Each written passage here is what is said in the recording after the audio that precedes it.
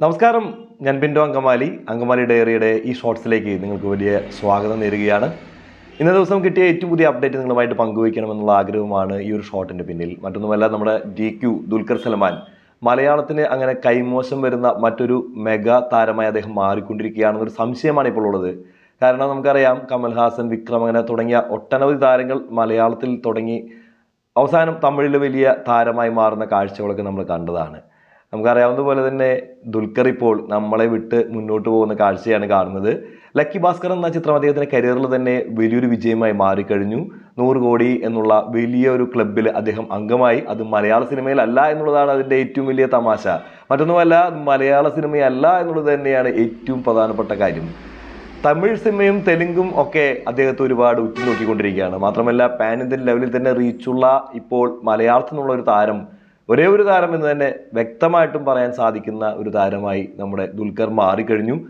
തെലുങ്കിൽ കഴിഞ്ഞ വർഷത്തെ വൻ വിജയ ചിത്രങ്ങളിൽ ഒന്നായി മാറിക്കഴിഞ്ഞിരിക്കുകയാണ്.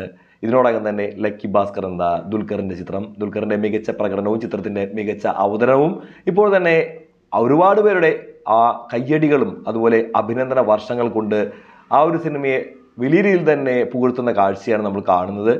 മലയാളം സിനിമയും അതുപോലെ തന്നെ മറ്റു ഭാഷകളും വേറെ പാൻ ഇന്ത്യൻ താരത്തെ ഉറ്റുനോക്കേണ്ട കാര്യമില്ല. ഒരു പാൻ ഇന്ത്യൻ താരമേ നമുക്കുള്ളൂ ഇപ്പോൾ നിലവിൽ. അത് ദുൽഖർ സൽമാൻ തന്നെയാണ്. അദ്ദേഹത്തിൻ്റെ മികച്ചൊരു ചിത്രം അത്യാവശ്യം നല്ല അഭിപ്രായം കിട്ടുകയാണെങ്കിൽ ആഗോളതലത്തിൽ തന്നെ വലിയൊരു കളക്ഷൻ നേടിയെടുക്കാൻ സാധിക്കും. മലയാളത്തിൽ സംവിധായകർ അദ്ദേഹത്തെ വേണ്ട വിധത്തിൽ ഉപയോഗിച്ചു കഴിഞ്ഞാൽ മലയാള സിനിമയുടെ ആ റീച്ച് എത്രമാത്രം വലുതാകുമെന്ന് ഇനി നമ്മൾ കാണാനിരിക്കുന്നേ ഉള്ളൂ. ഇപ്പോൾ ദുൽഖറിൻ്റെ നെറ്റ്ഫ്ലിക്സിൽ റിലീസ് ചെയ്യപ്പെട്ട ലക്കി ഭാസ്കർ എന്ന ചിത്രത്തിന് വലിയ രീതിയിൽ തന്നെ ആളുകളുടെ അഭിനന്ദന പ്രവാഹമാണ്. 5 മില്യൺ കാഴ്ചക്കാർ ഇതിനോടകം തന്നെ നെറ്റ്ഫ്ലിക്സിന് നേടിക്കൊടുക്കാനായിട്ട് ലക്കി ഭാസ്കർ എന്ന ചിത്രത്തിൻ്റെ റിലീസോടുകൂടി ഒരു നെറ്റ്ഫ്ലിക്സിൽ OTT പ്ലാറ്റ്ഫോമിൽ വലിയ രീതിയിലുള്ള ആൾക്കൂട്ടം ഈ ഒരു സിനിമയ്ക്ക് വേണ്ടിയുണ്ട്.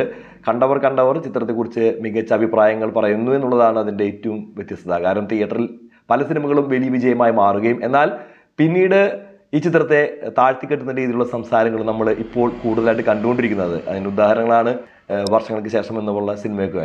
നമുക്കറിയാവുന്ന പോലെ വലിയ രീതിയിൽ തന്നെ വിജയമായെങ്കിലും ചിത്രത്തിനെ എല്ലാവർക്കും നെഗറ്റീവ് അഭിപ്രായങ്ങൾ പറയാനുണ്ടായിരുന്നു എന്നുള്ളതാണ് ആ സിനിമയെക്കുറിച്ചുള്ള പ്രധാനപ്പെട്ട കാര്യം. ഇതൊരു എക്സാമ്പിൾ മാത്രമാണ്. ഒരുപാട് സിനിമകൾക്ക് അതേ ഗതിയുണ്ട്. പക്ഷേ അവിടെയാണ് ലക്കി ഭാസ്കർ വ്യത്യസ്തമാവുന്നത് ദുൽഖറും.